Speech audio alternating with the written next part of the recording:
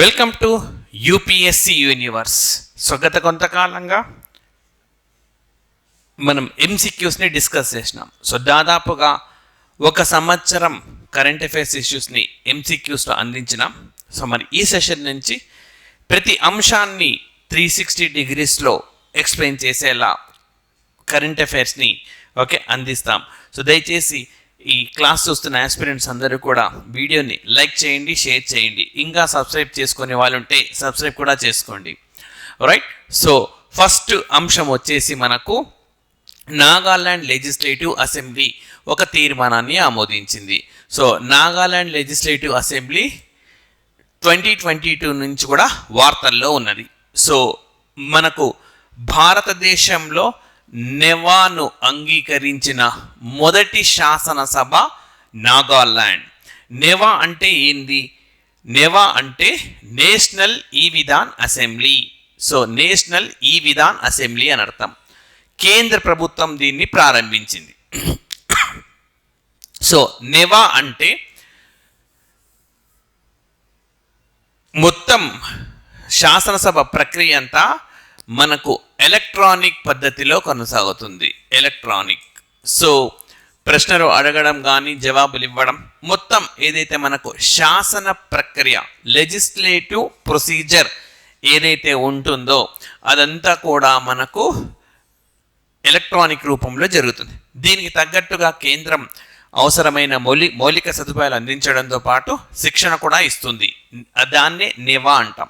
So భారతదేశంలో నెవాలో భాగంగా ఆ మొత్తం ప్రొసీజర్ను అడాప్ట్ చేసుకున్న మొట్టమొదటి శాసనసభ ఏది అంటే నాగాలాండ్ శాసనసభ. రైట్. మరి భారతదేశంలో లెజిస్లేటివ్ ప్రొసీజర్ లేదా శాసన పద్ధతిని ఎక్కడి నుంచి స్వీకరించామంటే యూకే నుంచి స్వీకరించినాము. సో ఇదంతా గతం. మరి ఇప్పుడు ఎందుకు వార్తల్లో ఉంది అంటే భారత్ మయన్మార్ ఈ రెండు దేశాల మధ్య సరిహద్దు ఏదైతే ఉందో దాన్ని స్వేచ్ఛగా కదిలే ఒప్పందం ఉండింది. అంటే భారత్ నుంచి మయన్మార్కు, మయన్మార్ నుంచి భారత్కు స్వేచ్ఛగా వెళ్ళవచ్చు. ఆ స్వేచ్ఛా మార్గాన్ని భారత్ ఉపసంహరించుకుంది. సో ఆ ఉపసంహరించుకోవడాన్ని నాగాలాండ్ అసెంబ్లీ విభేదించింది. So the Nagaland legislative assembly has unanimously adopted a resolution against central government decision to fence the Indo Myanmar border. So Bharat మయన్మార్ల మధ్య సరిహద్దు ఏదైతే ఉందో ఆ సరిహద్దుని ఫెన్సింగ్ చేస్తాం. ఇంకా అక్కడి నుంచి ఇక్కడికి స్వేచ్ఛగా వెళ్ళే ఏదైతే ప్రాక్టీస్ గత కొంతకాలంగా చేస్తూ ఉన్నామో దాన్ని మేము నిలిపివేస్తున్నాము అని చెప్పింది. సో దీనిలోకి వెళ్ళే ముందు మరి ఇంకా ఎలాంటి క్వశ్చన్స్ మనమే ఎక్స్పెక్ట్ చేయవచ్చు అంటే చూడండి, ఇండియాకి మయన్మార్కి మధ్య ఇది సరిహద్దు. సో నేరుగా అడుగుతారు ఇందులోంచి క్వశ్చన్స్ మనకు. ఇండియాకి మయన్మార్కి మధ్య ఏ రాష్ట్రాలతో సరిహద్దు ఉంది అంటే అరుణాచల్ ప్రదేశ్, నాగాలాండ్, మణిపూర్, మిజోరం. నెక్స్ట్ క్వశ్చన్, ఏ రాష్ట్రానికి ఎక్కువ సరిహద్దు ఉన్నది అంటే అరుణాచల్ ప్రదేశ్ రాష్ట్రానికి ఎక్కువ సరిహద్దు ఉంది, 520 కిలోమీటర్స్. ఆ తర్వాత మిజోరం రాష్ట్రం 510 కిలోమీటర్స్. ఆ తర్వాత మణిపూర్, ఆ తర్వాత నాగాలాండ్. సో ఈ విధంగా గుర్తుపెట్టుకోవచ్చు మనం. అరుణాచల్ ప్రదేశ్, నాగాలాండ్, మణిపూర్, మిజోరం అని ఉన్నాయి. అరుణాచల్ ప్రదేశ్, నాగాలాండ్, మణిపూర్, మిజోరం ఇది ఎక్కువ సరిహద్దు కలిగింది. తర్వాత 2, తర్వాత 3, తర్వాత 4, 1, 2, 3, 4 వరుసగా ఉన్నాయి.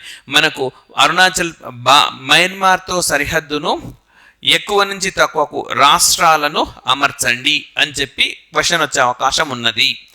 రైట్. సో ఇది కంపల్సరీగా తెలియాలి.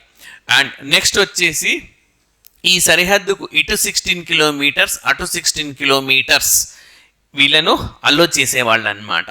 అలా అనుమతించేవాళ్ళు. ఇప్పుడు అనుమతించము అంటున్నారు. అనుమతించకుండా ఒక ఫెన్సింగ్ని చేయబోతున్నారు.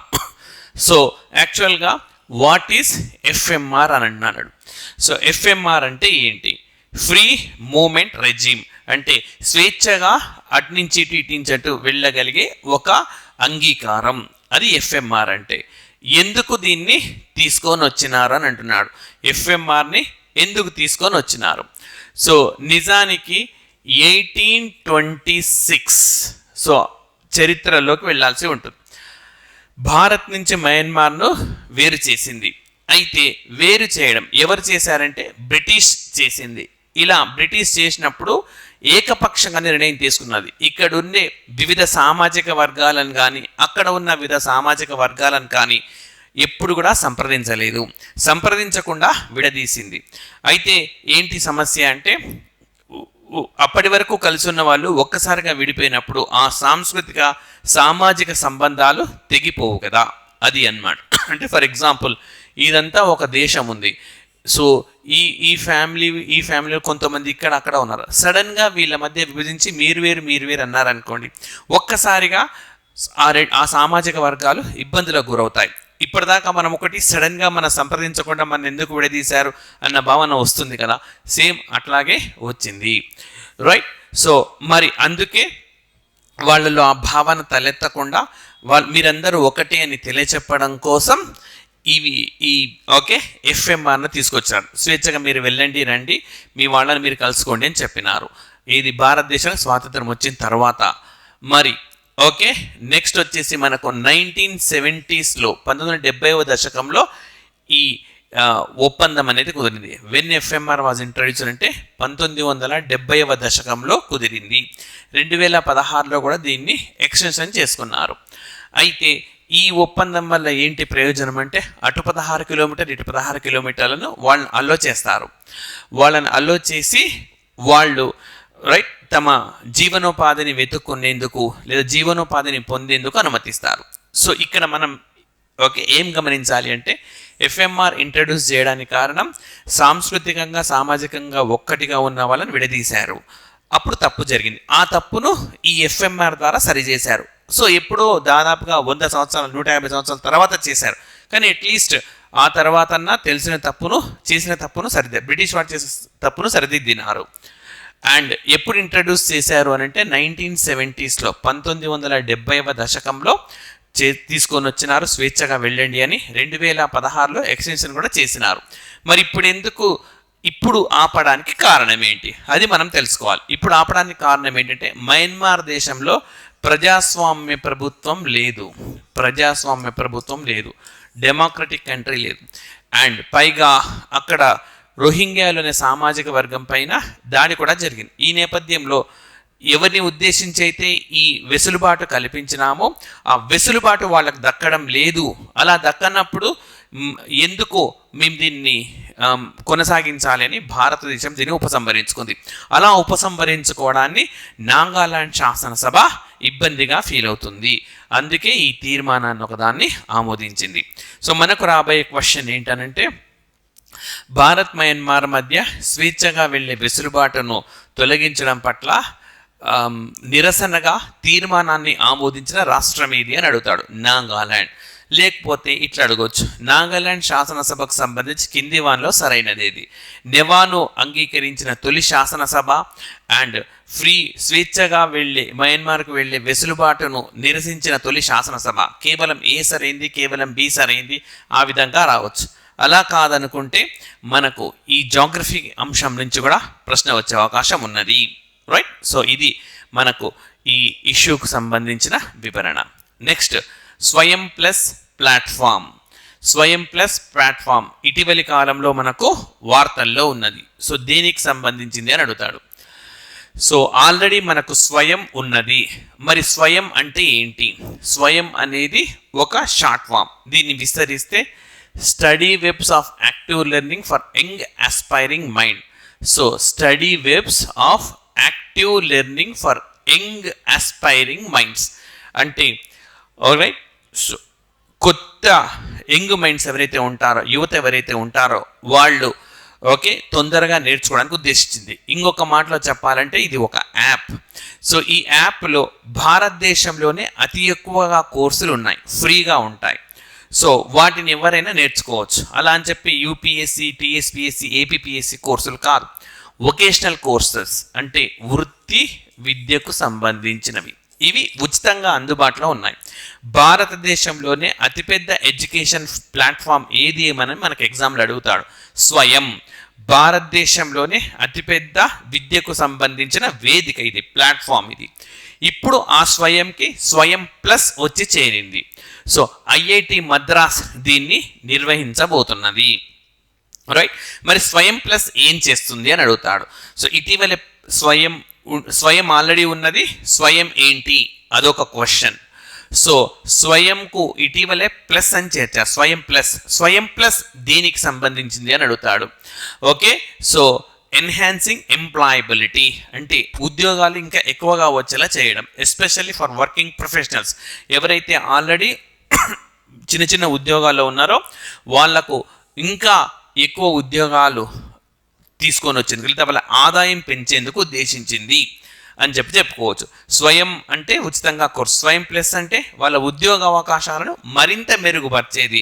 స్వయం ఫుల్ ఫామ్ ఏంటి? Study webs of active learning for young aspiring minds అని అర్థం. సో మరి ఏ విధంగా స్వయం ప్లస్ ఉద్యోగాలను ఇంకా ఎక్కువ వచ్చే అవకాశాలను మెరుగుపరుస్తుంది అని అంటే మనకు రైట్ పరిశ్రమలకు కావాల్సిన అవసరాలను తీర్చేలా కొత్త కోర్సులు ఉన్నాయి.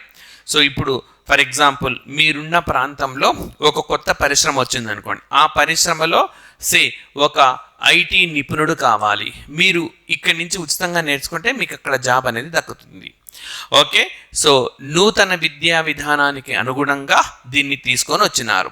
సో మరి నూతన విద్యా విధానం ఎప్పుడు వచ్చింది మనకు అంటే 2020లో వచ్చింది. భారతదేశంలో తొలి విద్యా విధానం 1968లో, రెండవ విద్యా విధానం 1986లో, మూడవ విద్యా విధానం మనకు 2020లో వచ్చింది. ఓకే, సో మొదటి విద్యా విధానాన్ని కొఠారి కమిషన్ సూచన మేరకు మనకు తీసుకొని వచ్చినారు. రైట్, మరి కొత్తగా వచ్చిన కోర్సులు Larson and Toubro, Microsoft, Cisco ఇలాంటి సంస్థలతో కలిసి ప్రవేశపెట్టినారు. సో మీ అందరికీ ఇప్పుడు తెలిసిందే ఈ సంస్థలు. ఫర్ ఎగ్జాంపుల్ ఎల్ఎన్టీ కన్స్ట్రక్షన్ సెక్టార్లో ఉన్నది. మీ సమీప ప్రాంతంలో ఏదైనా కన్స్ట్రక్షన్ వచ్చినప్పుడు ఒక ఇంటికి సంబంధించి ఏ విధంగా వైరింగ్ చేయాలి ఆ కోర్సు ఫ్రీగా ఇందులో ఉంటుంది. ఆల్రెడీ మీకు ఏమైనా కొంత అవగాహన ఉంటే సో దీన్ని స్వయం ప్లస్ ప్లాట్ఫామ్లో మీరు ఒక మొత్తం భవనానికి ఏ విధంగా వైరింగ్ ఇవ్వాలి నేర్చుకోవచ్చు. అండ్ దానివల్ల మీ ప్రాంతంలోనే ఉపాధి అనేది దక్కుతుంది. అండ్ దీనిలో మరొక ప్రత్యేకత ఏంటంటే మల్టీలింగ్వల్ కంటెంట్ ఉంటుంది. అంటే రైట్, సో చాలా భాషల్లో ఎక్స్ప్లెనేషన్ ఉంటుంది, కంటెంట్ కూడా ఉంటుంది. సో ఇవన్నీ ఇంగ్లీష్లో ఉంటాయి కదా, మాకేం అర్థమవుతాయి అనుకోవడానికి లేదు. ఇంగ్లీష్లోతో పాటు మరికొన్ని లాంగ్వేజెస్లో ఇంక్లూడింగ్ తెలుగు కూడా అందుబాటులో ఉన్నది. అండ్ సో మరి ఇలాంటి భాషల్లో ఉన్నందువల్ల చిన్న చిన్న నగరాల్లో పట్టణాల్లో తెలుగు మీడియంలో, మన రాష్ట్రంలో అయితే తెలుగు మీడియంలో నేర్చుకుంటారు, 2 తెలుగు రాష్ట్రాలు. కన్నడ అయితే కన్నడ మీడియం, మహారాష్ట్ర అయితే మరాఠీ మీడియం, వాళ్ళకు కూడా వాళ్ళ లాంగ్వేజ్లో విని ఈ కోర్సులను నేర్చుకునేందుకు వీలు ఉంటుంది. రైట్, సో ఇలాంటి అంశాలు వచ్చినప్పుడు మనం దీన్ని గ్రూప్ 1 మెయిన్స్లో కూడా వినియోగించుకునేందుకు ఆస్కారం ఉంటుంది. నూతన విద్యా విధానానికి ఏ విధంగా ఉపయోగపడుతుంది అన్నప్పుడు ఈ పాయింట్స్ అన్ని కూడా మనం రాసుకోవచ్చు. నూతన విద్యా విధానం మెయిన్గా దేంట్లో ఫోకస్ చేస్తుంది? రైట్, న్యూ ఎడ్యుకేషన్ పాలసీ అనేది మెయిన్గా మనకు వెర్నాకులర్ మీడియంస్, స్థానిక భాషలను ప్రోత్సహిస్తుంది. సో 8వ తరగతి వరకు ఎంత మేరుగా సాధ్యమైతే, ఓకే స్థాయిలో సాధ్యమైతే అంత స్థాయిలో వారి మాతృభాషలో టీచ్ చేయమని చెప్తూ ఉంటుంది. సో దట్ పిల్లలందరూ కాన్సెప్ట్స్ని చాలా బాగా అర్థం చేసుకునేందుకు వీలుంటుంది. సో ఇది కూడా మనం మెయిన్స్లో వినియోగించుకోవచ్చు. అదేవిధంగా మనకు గవర్నెన్స్ అంశాల ద్వారా విద్యను ముడిపెడుతూ ఏదైనా క్వశ్చన్ వచ్చినప్పుడు దీన్ని వినియోగించుకోవచ్చు. ఈ గవర్నెన్స్ అన్నమాట. ఈ గవర్నెన్స్ ద్వారా విద్యను అందించగలుగుతారు. సాంకేతికతతో ఏ విధంగా విద్యా అవకాశాలను, ఉద్యోగ అవకాశాలను మెరుగుపరచవచ్చు అని క్వశ్చన్ వస్తే కూడా దీన్ని వినియోగించుకోవచ్చు. సాంకేతిక పరిజ్ఞానాన్ని యూజ్ చేస్తున్నారు, ఉద్యోగ అవకాశాలను పెంచుతున్నారు, విద్యను నేర్పిస్తున్నారు. సో ఆ విధంగా మనకి ఇలాంటి కంటెంట్ అంతా మెయిన్స్ ఫోకస్డ్గా కూడా చూడాల్సి ఉంటుంది. రైట్, అండ్ నెక్స్ట్ మనకు మరొక అంశము language atlas. So Indira Gandhi national centre for the arts, so వీళ్ళు ఒక లాంగ్వేజ్ అట్లాస్ను తయారు చేయాలని చెప్పి నిర్ణయించారు. అట్లాస్ అంటే మీకు తెలిసే కదా, మ్యాప్స్ ఉంటాయి. సో భాషకు సంబంధించింది. మరి ఈ Indira Gandhi national centre for the arts అనేది భారత ప్రభుత్వం 1987 నవంబర్ 19th ఎస్టాబ్లిష్ చేసింది. నవంబర్ 19th అంటే ఇందిరాగాంధీ జయంతి.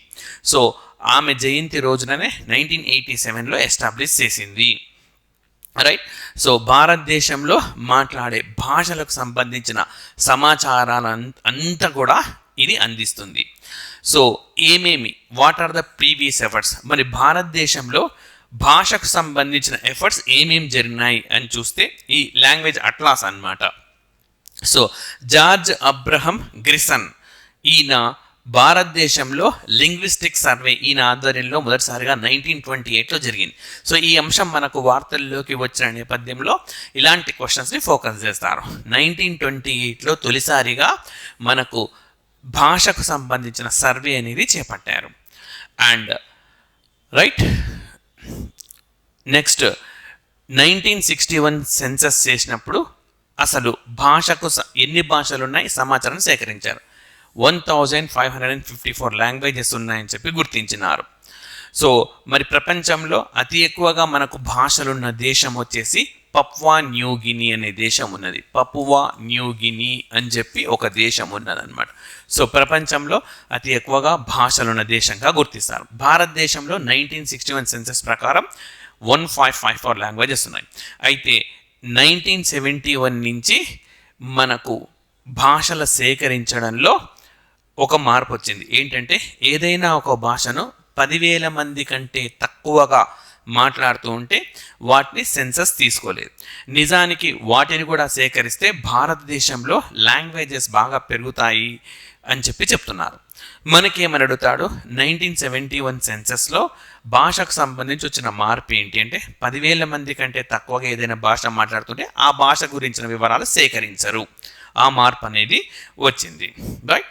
మరి విచ్ షెడ్యూల్ డీల్స్ లాంగ్వేజెస్ అని అన్నాడు. 8వ షెడ్యూల్ భాషలకు సంబంధించిందిగా చెప్పుకోవచ్చు. సో మరి ఈ 8వ షెడ్యూల్లో మొట్టమొదలు మనకు 14 భాషలు ఉన్నాయి. సో ఇవి మనకు ఎగ్జామ్లో క్వశ్చన్స్ అడుగుతారు.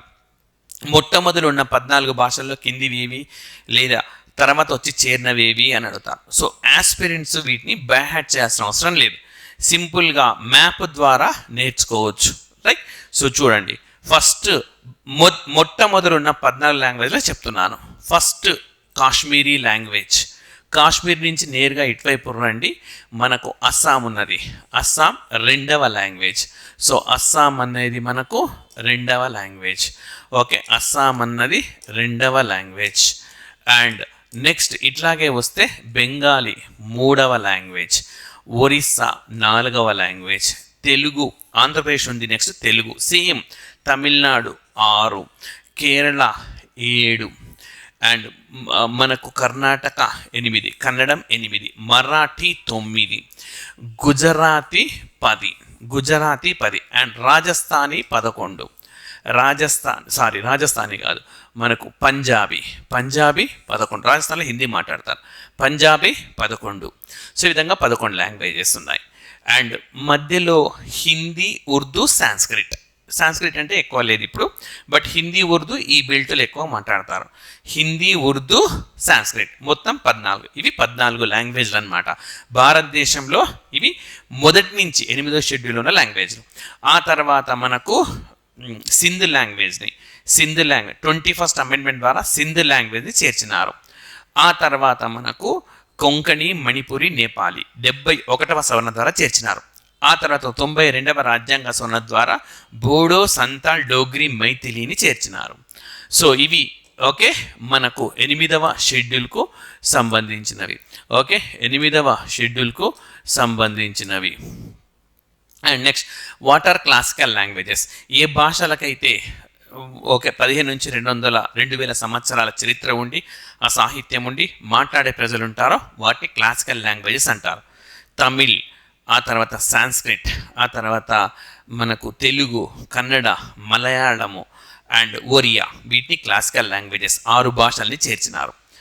అండ్ రీసెంట్గా పార్సీని కూడా చేరుస్తామని కేంద్ర ప్రభుత్వం ప్రకటించింది. ఇంకా చేర్చలేదు, బట్ చేరుస్తారు.